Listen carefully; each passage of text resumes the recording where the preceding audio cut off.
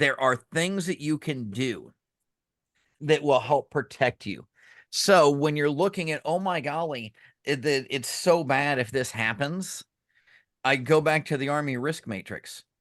One, how bad is it if this is going to happen? Most people think it's far worse. Oh, somebody could totally destroy my house. No, they're not going to burn it to the ground. It's probably going to be a maximum of 5 or 10% of its value in damage. All right, well, that gets rid of 90 to 95% of the risk right there. And then what is the likelihood of that happening? And people frequently overestimate both the damages or the negative effects to their life, and it is not in addition to, it is multiplied by the likelihood that it will happen. So if you take how bad is it and what's the likelihood and put them together, if you're one notch too high on both, it really turns into a big fear for you. And when you are emotional, you can't think logically. True? True. That's very Absolutely. true.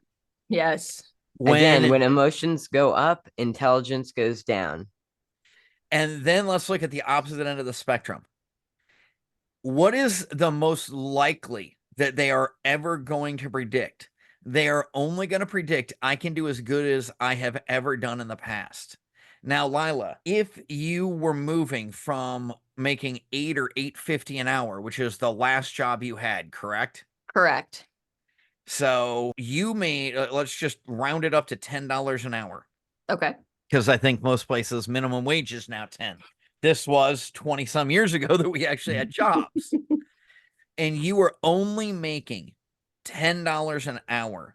What is the rosy scenario? What is the most that you could imagine if we take these awful risks that even our parents don't support? They don't necessarily hold us back, but they don't have any clue. They don't understand at all. It's so far out of their wheelhouse of go to school, get good grades, get a good job, and work there forever. And you look at them and say, but Dad, you've been laid off 3 or 4 times. How is that working for you? And you could see that wasn't working. So you evaluated the risk differently and were willing to go off on this wild ride with me.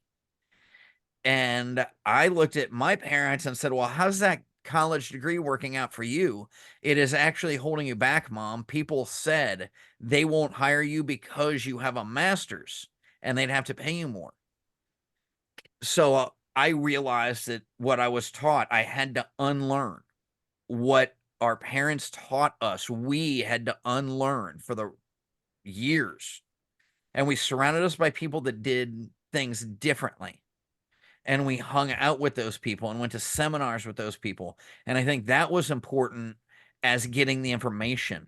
Just sitting there on a Zoom link is never, ever going to get you to where you need to be. You have got to be in the same room. I don't know what it is. I don't know if it's spiritual or physiological or pheromones or chemical. I don't know. And I know you can't get 70 to 90% of what I want to get out of a conference must be done in person. I have to be there surrounded in person with the people, not only that are teaching me, but are learning, because they're the high energy people. They're the ones that everybody in that room knows something that I don't know that I could learn. And I know something that they don't know.